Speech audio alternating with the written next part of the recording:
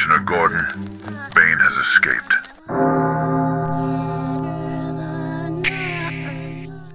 Darkness is not the enemy most believe it to be.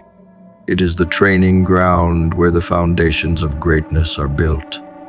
When the spotlight is absent, when recognition is stripped away, when applause is silent, you are left with nothing but the raw reality of yourself. That is when you discover whether your ambitions are genuine or just performance. To build yourself in the dark is to refuse the need for witnesses. It is to work when no one is watching, to grow when no one is praising, to prepare while others are sleeping. Darkness forces you inward, and what you build there cannot be taken from you. The light may expose you, but the dark is where you become unbreakable. In the dark, you learn the art of patience. You cannot rush the process when no one is validating you. The silence forces you to endure the grind without immediate reward. Most people collapse here. They crave recognition too soon, and when it does not come, they abandon their work. But if you stay, if you continue to shape yourself, when there is no echo of applause, you learn the discipline of delayed gratification. You discover the strength to keep moving even when the world does not care. That endurance separates those who collapse from those who conquer. Building yourself in the dark is a test of hunger. Do you want the image of success, or do you want success itself? Darkness strips away vanity. In the absence of eyes, you cannot perform for approval. You cannot pretend to be what you are not. All illusions collapse when the crowd is gone. That is why the dark feels uncomfortable. It holds a mirror too honest to ignore. You see your weaknesses exposed, your excuses magnified, your lack of discipline staring back at you. This confrontation is brutal, but it is also liberating, because once you face the truth of yourself without filters, you gain the power to change. Building yourself in the dark is not glamorous. It is raw reconstruction. It is chiseling away the lies until only the real remains. The greatest advantage of the dark is that it belongs to the unseen. While others chase attention, you are building silently. They burn themselves out performing. You conserve energy for creation. They seek shortcuts through exposure. You stack real skills in silence. Then, when the light finally hits, the difference is undeniable. You are not another loud presence pretending to matter. You are a force sharpened by obscurity. You arrive not needing validation because you built without it. That is why the strongest breakthroughs come from the shadows. The dark produces giants while the light distracts performers. Darkness also protects you from the parasites of doubt. When too many eyes are on you, their opinions seep into your mind. Their projections weaken your vision. Their criticism bends your resolve. In the dark, there are no voices but your own. You can experiment. You can fail without ridicule. You can rebuild without interruption. The silence becomes your shield. And through that shield, you discover the courage to try what you would never dare in front of an audience. Building in the dark is freedom. It is the space where failure is transformed into progress instead of humiliation. Most people fear the dark because it feels lonely. They equate loneliness with weakness. But solitude is not weakness. It is fuel.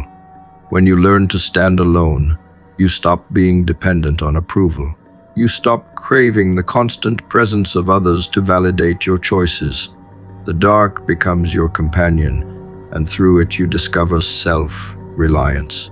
Solitude builds strength no crowd can grant you. When you no longer need others to confirm your path, you become unstoppable. The dark teaches you that loneliness is not absence. It is opportunity. It is the forge where independence is carved. The silence of the dark sharpens focus. Distraction thrives in the light. Opinions, noise, constant comparison, all of it pulls at your mind. But in the shadows, there is nothing but you and your work. That simplicity is rare in a world of constant interruption. It allows you to go deeper, to perfect your craft, to build mastery without interference. The depth you reach here is what makes you untouchable later. While others skim the surface, distracted by attention, you have been in the depths, building skills with precision. The dark slows you down just enough to accelerate you beyond the reach of the average. Building in the dark is also about resilience. There will be nights when doubt screams louder than conviction. There will be mornings when silence feels like failure. But staying through that discomfort teaches you endurance. You learn that growth is not always loud or visible. It is often invisible, unfolding silently beneath the surface. When you trust this process, you become immune to impatience. You no longer measure progress by applause. You measure it by who you are becoming. And when you emerge, you will not just have results.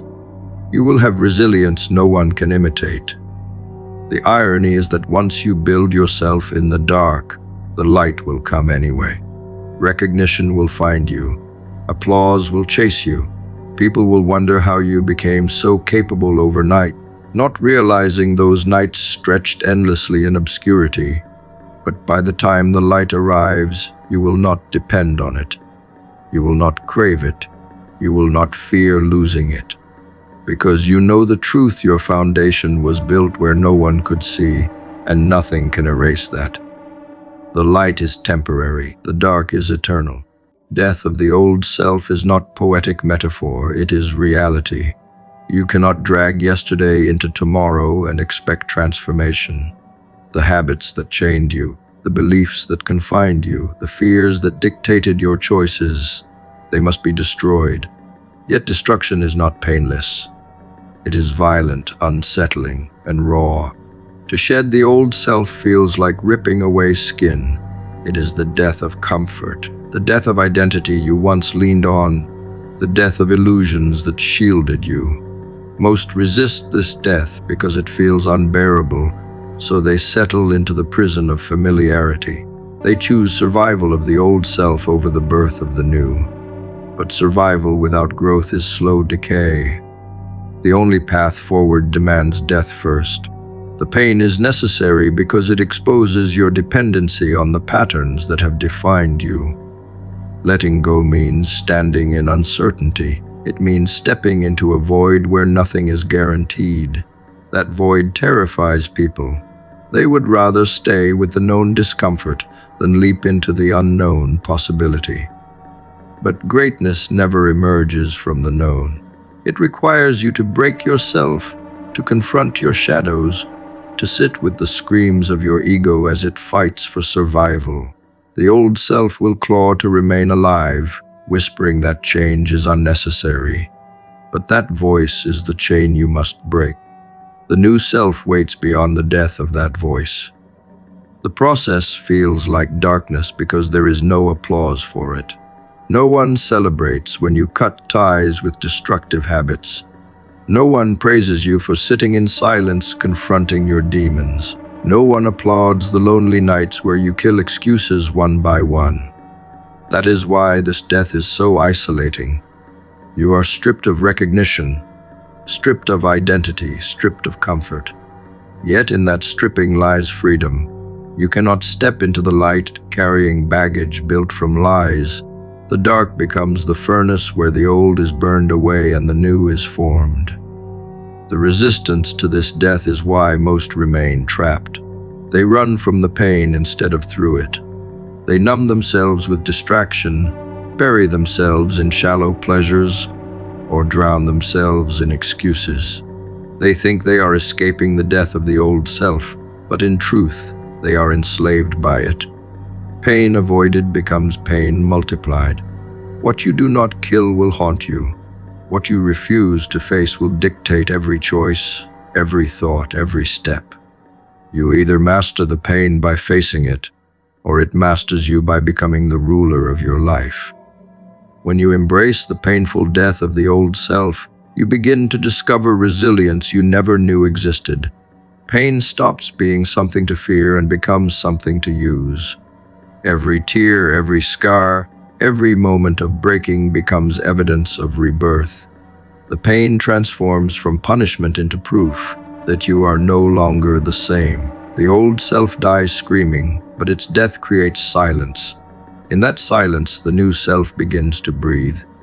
That first breath is fragile, but with every step forward, it grows stronger. You realize pain was never the enemy. It was the doorway. The new self is not built in comfort. It is built in fire. That is why the dark matters. The dark is where you are stripped of illusions, forced into confrontation with everything you avoided.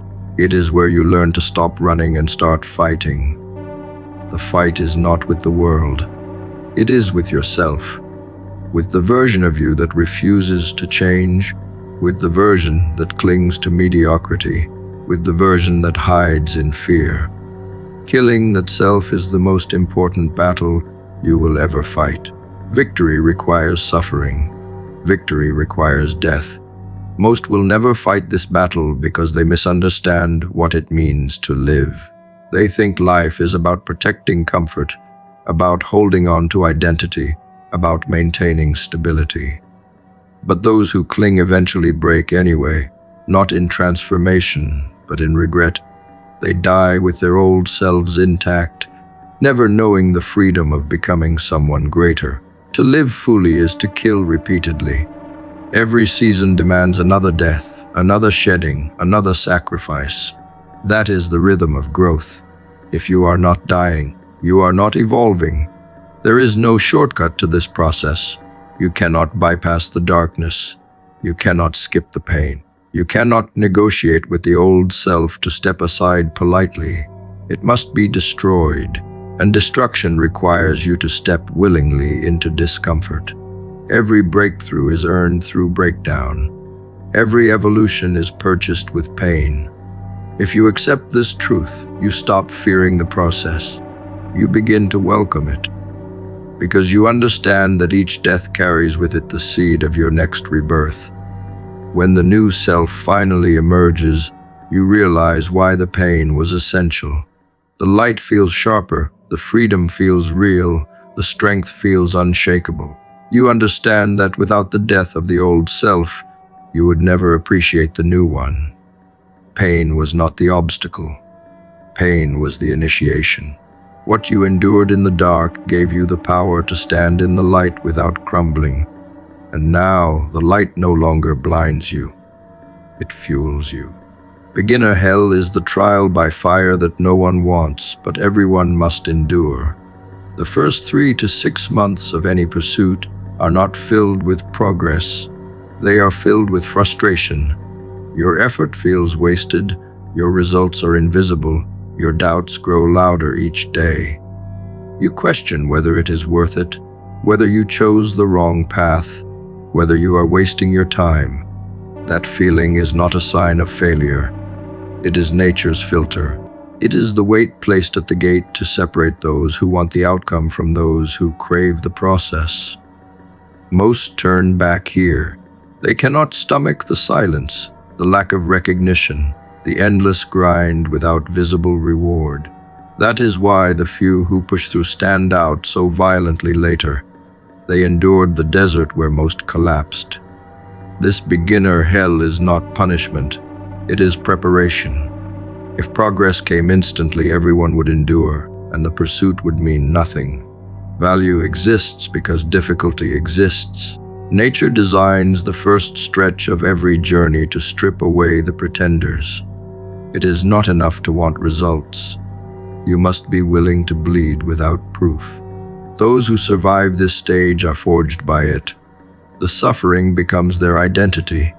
They no longer chase shortcuts because they know shortcuts do not exist. The first months of emptiness teach them that persistence itself is the key. It is the suffering that becomes the advantage. Without it, no foundation exists. Progress feels invisible because the growth is happening beneath the surface. You cannot see your mind rewiring, your resilience thickening, your habits embedding themselves. But it is happening. Just as seeds planted in soil appear dormant until they suddenly break through. The beginner's effort appears wasted until the roots are strong enough to support growth. Most quit before the roots form. They mistake silence for absence. They do not realize that the very progress they crave was already underway. Endurance was the water. Time was the sunlight. Effort was the soil. To quit is to abandon the harvest before it has the chance to rise. Beginner hell also serves as a mirror. It reflects back your motives with brutal honesty. Were you in it for quick wins? Were you in it for validation? Were you in it because you thought it would be easy? The desert exposes all of it. If you cannot love the grind without the glory, you will not survive long enough to earn the glory. Those who endure learn to detach from results. They learn to show up because showing up is the victory. This shift transforms them. When results eventually come, they are no longer desperate for them. They are grateful but not dependent. That independence is what sustains momentum long after others fade. The pain of beginner hell sharpens patience. In a world addicted to immediacy, patience itself becomes a weapon. To train for months without reward requires a level of control most will never build. Patience forged here bleeds into every part of life. You stop chasing instant gratification because you know the taste of long-term victory is greater. You stop comparing yourself to others because you understand growth is never linear. The patience that feels like suffering in the beginning becomes your shield against every distraction later. Beginner hell is where the foundation of patience is laid. 3 to 6 months of frustration is the entry fee for mastery. Every master has walked this path. They were not immune to the doubts. They were not spared from the emptiness. They simply stayed. That is the entire difference. They understood that this stage was not optional, it was essential. To skip the suffering is to skip the transformation. This is why you must embrace it instead of resist it. Beginner hell is not the delay of progress. It is the process of becoming someone who can handle progress when it finally arrives. Without this, even success would crush you. What most see as wasted time is actually the sharpening of identity. In those months, you stop being someone who dabbles and start being someone who commits. You stop defining yourself by outcomes and start defining yourself by consistency. You stop needing to prove anything to others and start proving it to yourself. This identity shift is the most valuable progress of all. By the time you emerge, you are no longer fragile. You are no longer at the mercy of motivation. You have become someone who endures. That identity alone guarantees future success, regardless of the field. The silence of beginner hell is also freedom. Without attention, without recognition, without the noise of outsiders, you are free to experiment. You are free to fail without ridicule. You are free to build without pressure. This freedom is priceless because once results come, eyes come too, and with them, judgment. Beginner hell is the last season of privacy you will ever have in that pursuit. Treat it as sacred. Use it to make mistakes you will not be allowed to make later. Use it to grow roots no storm can pull. The darkness of this stage is the shelter where resilience grows. When the breakthrough finally comes, it feels explosive. People will see your sudden rise and call it talent, luck, or advantage. They will never see the nights of questioning, the mornings of doubt, the months of emptiness you endured. That invisibility is the point. The filter worked. You remained while others quit, and that staying power turned you into something they can never replicate. The suffering they avoided is the strength you now carry. Beginner hell was never in your way. It was building your way. The most liberating truth a human can discover is that the mind is plastic, flexible, and limitless within the boundaries of nature. Unlike the body, which has ceilings of size and strength, the mind expands as far as you dare push it. Every shortcoming you carry is not a permanent flaw. but a lack of training, skill, or exposure. Most never realize this because they are raised to believe intelligence is fixed, that talent is fate, and that failure is proof of limits. The truth is far harsher and far more empowering. Your failures are not signs of incapacity. They are signals that you have not yet learned the sequence. Once you understand that mastery is mechanical and the mind can be trained, you are free. You stop hiding behind labels, you stop fearing inadequacy, and you start building relentlessly, because you know capacity is always expandable. The mind obeys the same law as any system. Give it repetition, give it input, give it feedback, and it evolves. Yet most people treat it like stone rather than clay. They accept its current shape as permanent and resign themselves to mediocrity. They say, "I am not good at that," as though it were destiny rather than a choice.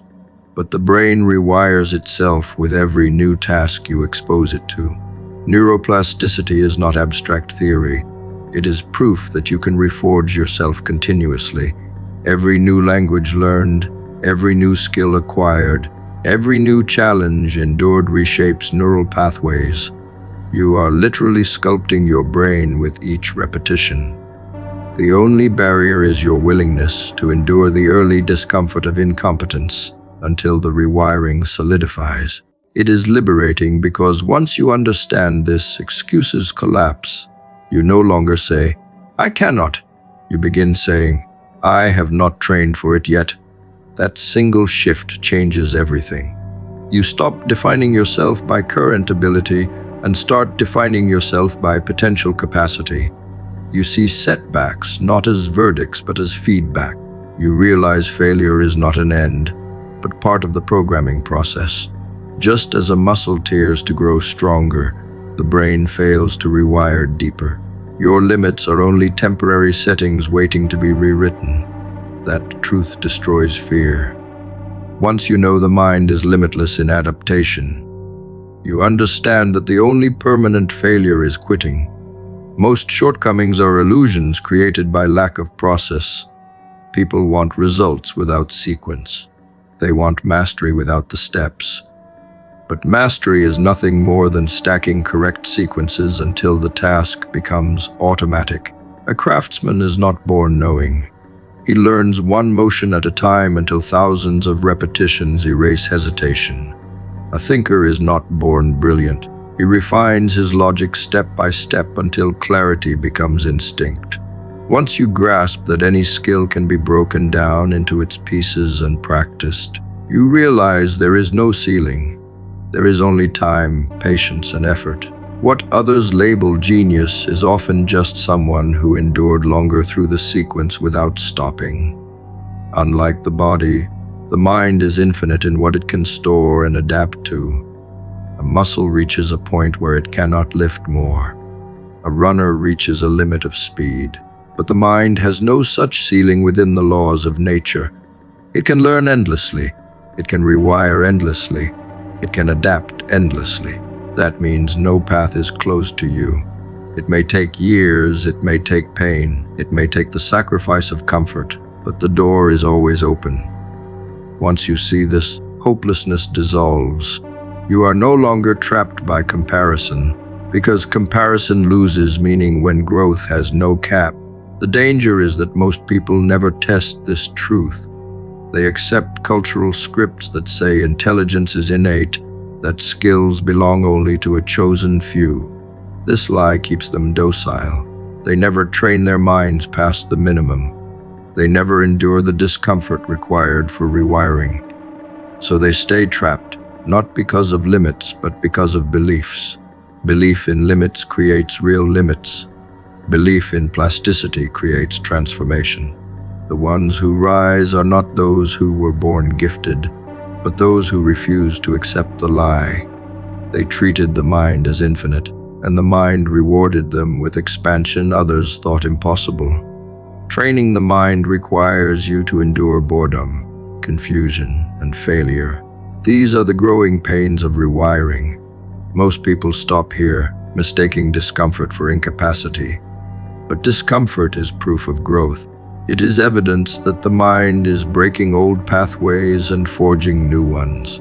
The more discomfort you endure, the deeper the transformation. This is why the early stage of learning feels brutal. It is not because you cannot do it. It is because you are literally reshaping your brain. To stop here is to rob yourself of the very process that would free you. To endure is to unlock the hidden capacity waiting within. The liberation of this truth is that you can decide who you become. You are not bound to the version of yourself that exists today. You can choose to cultivate mastery in any direction, provided you are willing to suffer through the rewiring. The self you admire in others is not unreachable. It is simply the product of sequences you have not yet endured.